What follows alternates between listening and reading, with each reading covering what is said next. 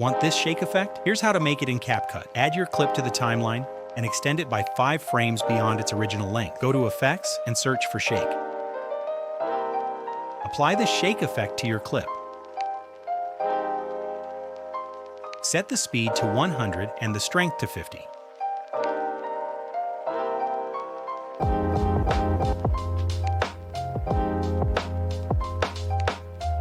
Copy and stack the same shake effect until you've applied it 5 times. Add a keyframe 5 frames after the start of the clip.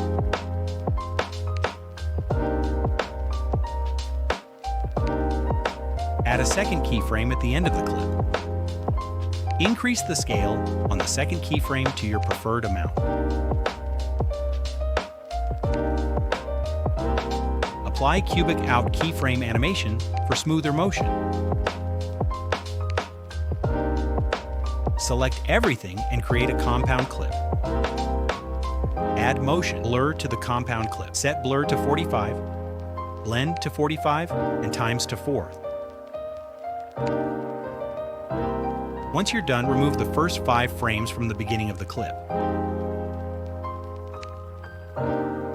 And that's it.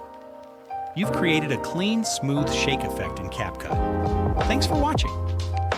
If you want more CapCut editing tutorials and effects, make sure to subscribe.